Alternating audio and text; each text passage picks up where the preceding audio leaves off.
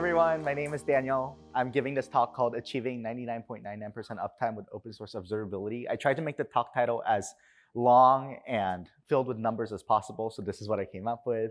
And before I get started talking about observability and all things that come with that, I'm going to talk a little bit about me. My name is Daniel. I'm a lead developer relations engineer at New Relic, which means that I talk a lot about how to get visibility into your systems. I help people through my work at New Relic, as well as in the community, help people get better visibility into their systems and help them troubleshoot and fix things faster. I also love spicy food. This is unrelated to my job. I've been really enjoying the food in Boston. Not very spicy, but it's still pretty good. I had lobster roll for the first time, and it was really good. I did not know sandwiches could cost $40, but here we are. Because they didn't have the price written in the restaurant. It just says market price. So I was like, oh, it's going to be like $20, right? No, it's $40. And I was like, wow, that's a lot for a sandwich. So that's a little bit about me. And let's go right in. So when we develop like websites or applications, our customers expect a lot out of us as companies and us as engineers. We talked about in our previous talks, like there's people like Shack, right? And there's like companies that have all of these abstractions and systems built to make their systems reliable, because when I go on Amazon at 2 a.m., I expect that stuff to load, because if I want a plushie and I go on Amazon, that plushie better show up so I can order it in an impulse buy, right?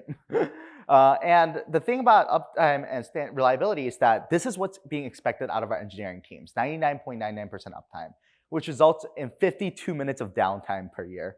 And 52 minutes per year is a very, very short amount of time. And it's really, really hard to keep our systems running all the time. Hence why there are conferences like DevOpsDays. There's a whole field around site reliability. And every second that an application takes longer to load or doesn't load is equal to dollars lost. And what do people do when things don't load or things just break? They call your support lines, they complain on Twitter. They're never the nicest about it. Whenever we have outages, at least, we get thousands of tickets on our support portals. We get angry tweets on Twitter. It's a mess. So what happens when that all happens? Well, someone gets woken up in the middle of the night.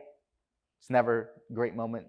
And then someone goes and puts out the fire or attempts to put out the fire. And it's always a really fun time on Slack, just seeing the immediate back and forth between multiple engineers trying to fix the problem. And here's a thing that a lot of companies have multiple surveys per year to figure out. It's like, no one likes to get paged. No engineer wants to be woken up in the middle of the night. So how do we get happier developers? I think I just answered the question. Like, we don't page them. So there are two things you can do to make happier developers. You can create more reliable systems that has less errors, less like problems, less bugs. And if there are problems and they do get paged, make it easier to fix the issue. Because engineers that are constantly putting out fires are probably not shipping new features or growing your company, right? And engineers that are constantly getting paged for active issues are probably going to leave because they're unhappy. I have a friend that I met at another conference who was a site reliability engineer, and she literally had to bring a laptop to a concert she was going to because she was on call. And she did get paged that night because, you know, fate. And then she actually had to get out of the concert and on the back of her car, connect to her mobile hotspot to go triage an issue. And she promptly left the company a couple of weeks later. And getting visibility into your own systems can help speed up incident response and help detect and fix hard to catch issues so they don't happen in the future. So hopefully people get paged less. So here's what putting out a fire looks like in practice in too many companies. Like, this is what it looks like for the average SRE. So first, when they get paged, they get woken up, and then they go and open up their Grafana dashboard, their New Relic dashboards, and they stare very intently into all of the graphs, right, that are presented in this dashboard view.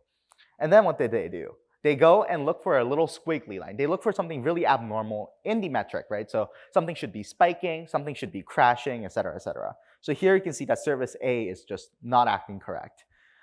So then they go and be like, oh, is there any other service? Is there any other metric that is also looking weird around the same time? And then they go and identify that metric. And they're like, okay, what do we do with that information? So what do? You dig through logs. So what you do is you go SSH into service A, you add SSH into service B, And then you remember from the metric what exact time the spiking was, and you scroll to find the logs around that period of time. And you do that for all the services that are looking a little wonky. And then you do that for all of the spikes that you see. As you can see, this is very, very annoying. Like, imagine having to SSH into services, scrolling after like you scrolling through all the logs that are being produced, and then remembering from the metric what time it was acting weird to go and find those logs that are problematic.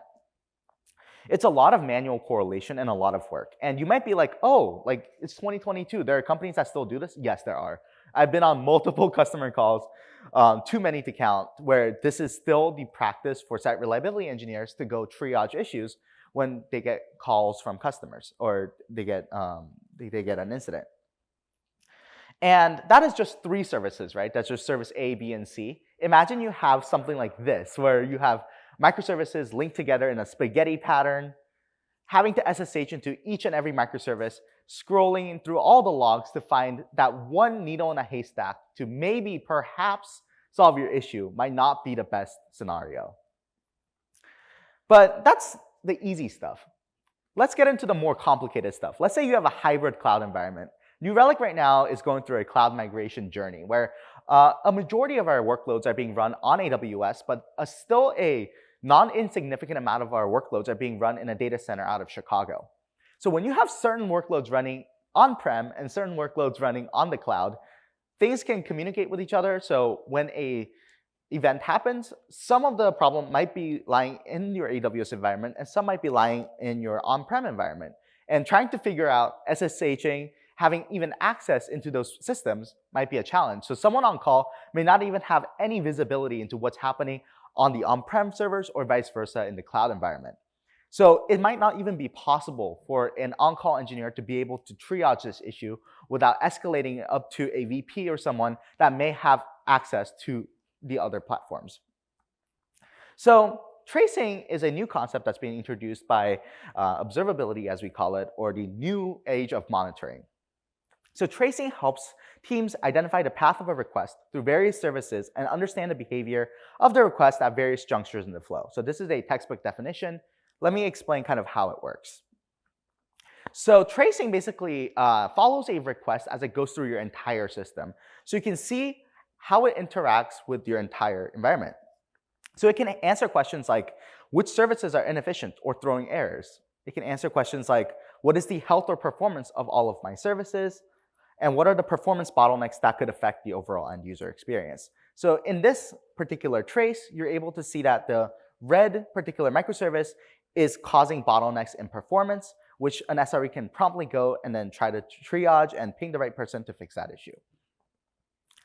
But it's 2020, so how can we make it easier for an SRE to immediately identify which part of my environment is causing the issue and get more contextual information to go and fix the problem faster? So today I'm here talking a little bit about OpenTelemetry, which is an open source project that is designated to combine all of the observability data that your systems produce so your SREs can go and triage issues faster. So we're going to talk a little bit about how you can combine logs, metrics, and traces with OpenTelemetry. So like I said, OpenTelemetry is a CNCF open source vendor neutral project where you can go collect telemetry data from all of your applications, process them, and then send it to whatever backend you want. So this is not like a New Relic shell. It is an open source way that you can get data out of your systems without relying on a particular vendor. So before we get into the project and why it exists, I want to get into why collecting observability data is hard. And in the previous talk, there's that diagram of like the adoption curve, right? Where it was like the early adopters and that giant chasm. This is one of the reasons why the chasm is hard. Why is even collecting data hard? Not even making use of the data and having a site reliability engineering program, but just getting visibility into your system. Like, why is that so difficult? So with the advent of microservices, developers, it's like kind of like the developer's dreamland where everything is decoupled. So developers have unlimited choice around what they can choose to architect their system. Because microservices allow parts of your application to be very decoupled and communicate via APIs, You can have microservices in every language imaginable, and they do. So if you go into a legacy system that's been migrated to a microservices system, you can see certain parts of your application being in .NET or older frameworks, older languages, combined with modern Golang microservices, and all communicating via API, which means that developers can choose any language to develop any part of their application. Also, developers can choose to use multiple different types of communication protocols to communicate between microservices. So they can choose things like HTTP, gRPC, HTTP2. There are so many different communication protocols they can use to communicate based on the particular technological need. In addition, you can choose multiple platforms to host your particular parts of your service. So you could have parts of your microservices running on Kubernetes that is hosted on a Linux EC2 instance. You could have Lambdas that are being connected to those microservices. And you could also be relying on other third-party hosted SaaS services, like having a database hosted with MongoDB that is not being managed by your environment. So what does that kind of lead to? There are so many possible permutations of technologies communicating to other parts of your technologies that you need to be able to get information on. So let's say you have a Node.js Lambda function, right? That is connected through a .NET microservice that's hosted on Kubernetes on an EC2 instance that is connected through gRPC. Then you have that microservice talking via HTTP to a hosted Kafka instance. These are all permutations of different platforms, languages, communication protocols, and out-of-the-box software. So basically what you have to do if you were to do this from scratch is be able to first come up with the instrumentation, the pieces of code that is embedded into each part of your system to be able to first get the data out of your system, to collect the data as well as export it, as well as maintain all of that code. And because there could be so many different permutations of platforms, languages, communication protocols, and software, the amount of instrumentation and the code just for the instrumentation that you need to maintain as a team to get 100% visibility into your system is massive.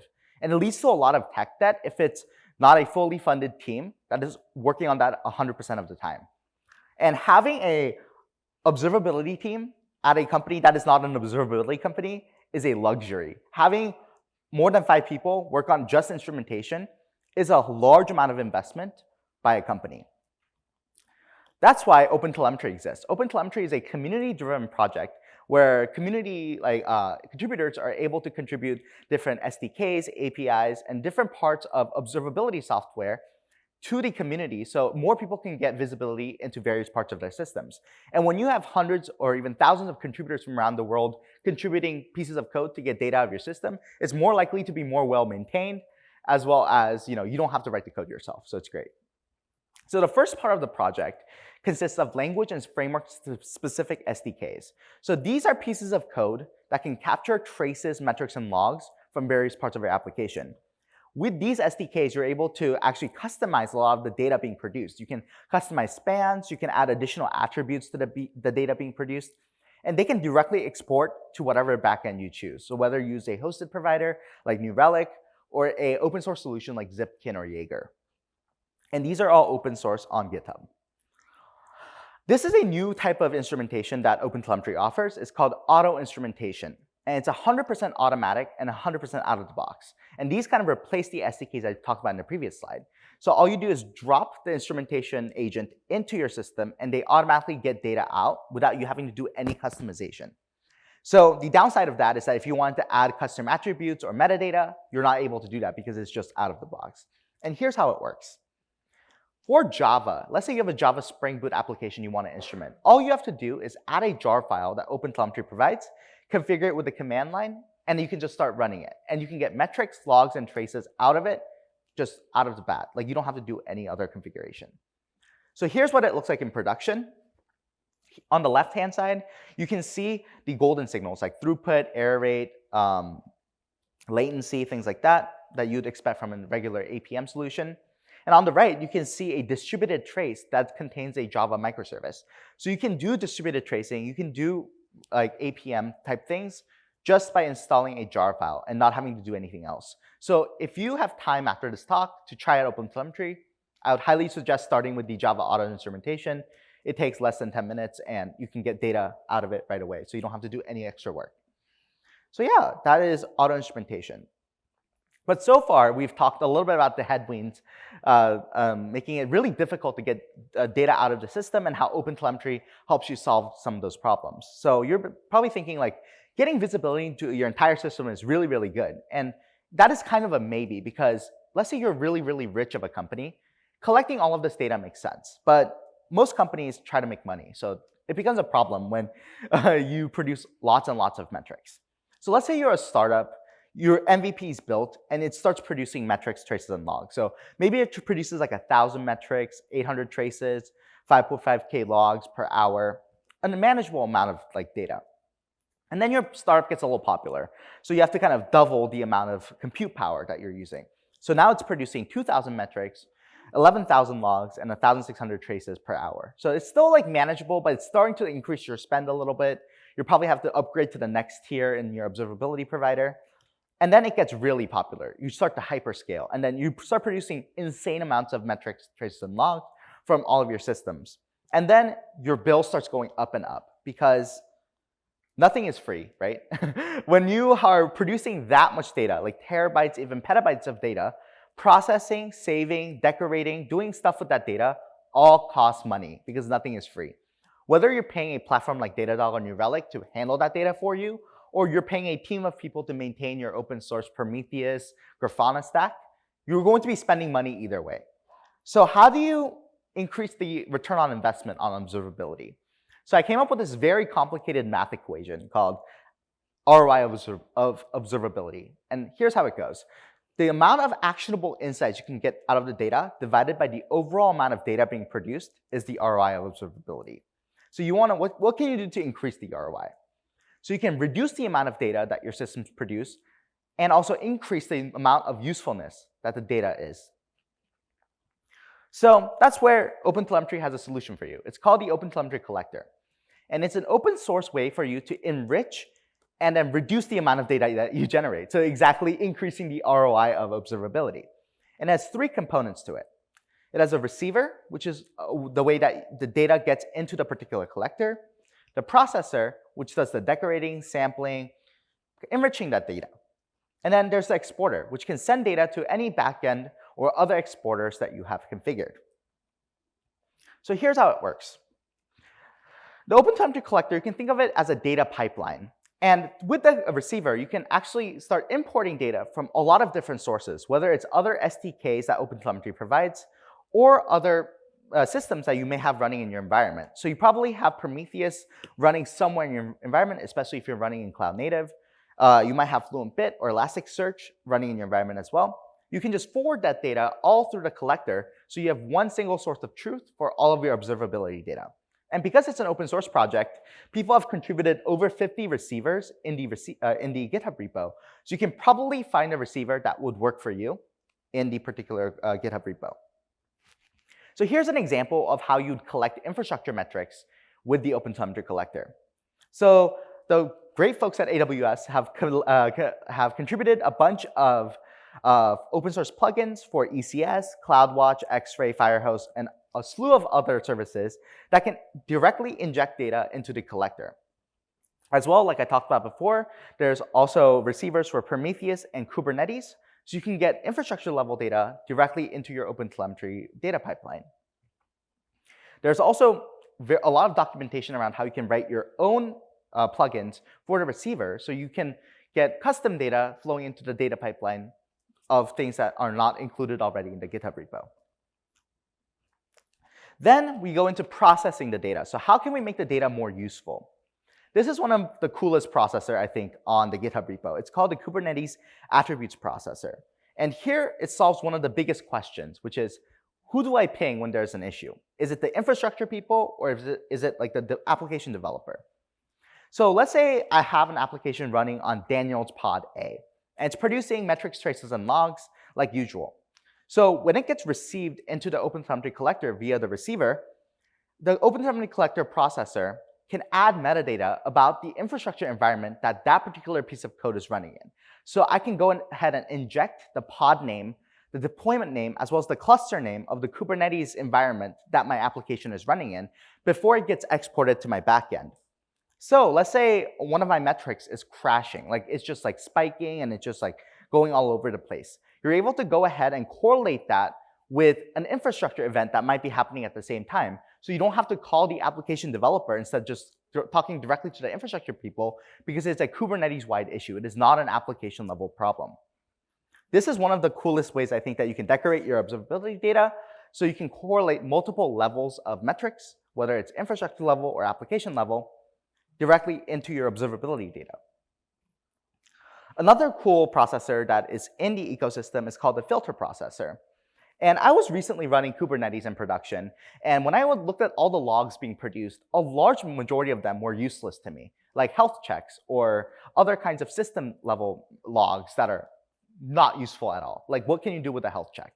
So with the filter processor, you can set up custom regex rules or just filters, so you can delete all of the logs that you know for sure that's not useful. This has saved me 33%, around 33% of my log ingest costs, because before it even hits my backend, I just delete it because I filter it out, because I know for sure that's not going to help me.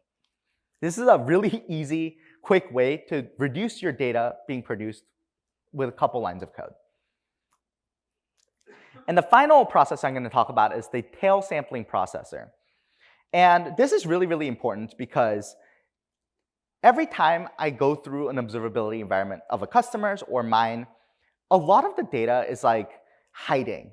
The one error that I'm looking for is usually not in the first 5 traces that I look at. It's always buried in that one obscure trace from like 35 minutes ago. And it requires a lot of scrolling and discovery.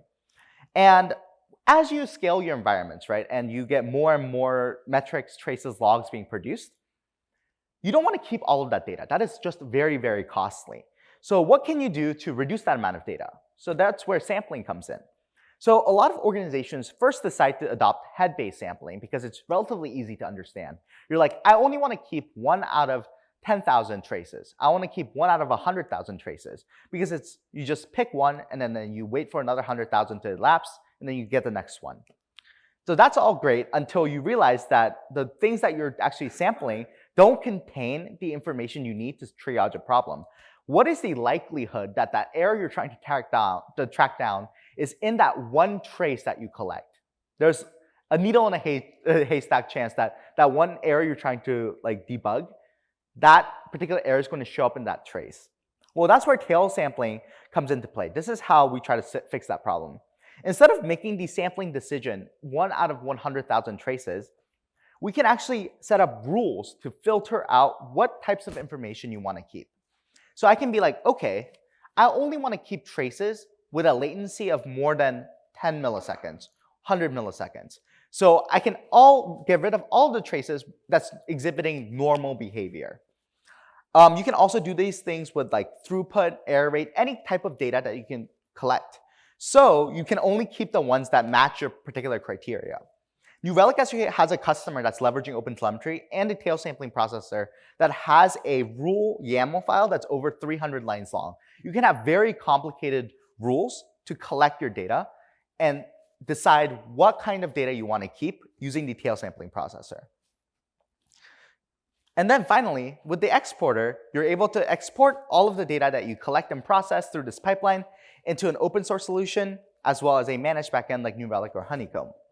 So the cool thing about this is that previously, before OpenTelemetry was a thing, let's say you stuck with a particular vendor like New Relic. You'd install all of their instrumentation in your system. So you'd install their Ruby agent, you'd install their JavaScript agent, and you just embed it in your code. And let's say you were like, oh, I want to evaluate another vendor. What you'd have to do is you'd have to rip out all of the instrumentation you spent months or years putting into your system, and then put that new vendor system in. And then you don't know if it'll work out in the end, right? It's going to be weeks long for the POC. It's going to cost a lot of engineering time. It's just going to be a mess. With OpenTelemetry, the only thing you have to do to change vendors or to switch to an open source solution is change the endpoint where you're sending the data. So let's say I was doing a POC with another company. I could send data to both my backend as well as another person's backend at the same time. So you wouldn't have to interrupt your production environment as well as your observability setup. You can just literally send the same data you're sending to your backend to another backend. So you can evaluate this thing, the observability product without interrupting your existing setup. This is a huge game changer because it gives like the companies as well as the users, the end users, so much flexibility about what they can do with the data. You don't have to stick with one vendor anymore. You can choose whatever vendor fits your use case best without having to be locked into that particular vendor. And I think that's one of the reasons why OpenTelemetry is so powerful. It's making it giving more power back to all of the developers as well as the companies out there to get better visibility into their systems. So I talked a lot about OpenTelemetry and what it does. So I wanted to do a recap about what OpenTelemetry is. So unlike something like Kubernetes, which is just like a project that does one thing, OpenTelemetry is like an umbrella of projects that all aims to get better visibility into your environment, and consists of multiple parts and multiple projects. The first set of projects includes language and framework-specific SDKs, as well as auto-instrumentation agents. So these are pieces of code that you inject into parts of your application to get data out of them that includes metrics, logs, and traces. So those are all individual projects with its own maintainers, approvers, SIGs, et cetera, et cetera. In addition, in the data pipeline called the OpenTelemetry collector, you're able to import metrics and traces and logs from existing sources. So if you already have a Prometheus setup, if you already have a FluentBit setup, you can stream all that data through the data pipeline called the OpenTelemetry collector, so you can still have a single source of truth for all of your observability data. So with the receiver, you can program your own, and there's over 50 receivers open source that you can use out of the box. Then once you take in all that data through the pipeline, right, through the receiver, with the processor, you can go ahead and process that data. So you can decorate it with metadata with the Kubernetes attributes processor. You can filter the data so you have less of it. You can batch it, you can encrypt it, you can do a lot of things with that data that you produce. And finally, with the exporter, you can send it to whatever backend you want without being locked into a particular vendor. So you can send it to a managed backend like New Relic, or open source alternatives like Jaeger and Zipkin for all of your observability data. So yeah, that is the OpenTelemetry project as a whole. It's designed to get better visibility into your systems. I would highly encourage you to try it. But yeah, that's my presentation. Yeah, thank you so much for coming to my talk. Let me know if you have any questions.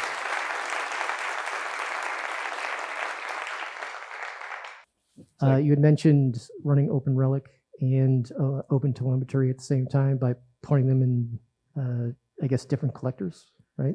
So running OpenTelemetry and New Relic at the same time in the same environment, like in your same application, is a bad idea because you don't want to wrap observability around more observability.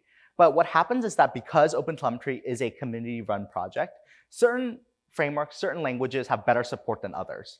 For example, Java and .NET are very, very mature, but other languages might not be as mature. So a lot of our customers, when they adopt it at enterprise scale, they go for a hybrid deployment where they instrument parts of their application with OpenTelemetry, parts of their application with a vendor solution like New Relic, because a lot of the vendors support running both in their systems like New Relic. So that's usually the deployment pattern that goes in enterprise, because there's no like immediate one pill solves everything when it comes to observability. It's very complicated.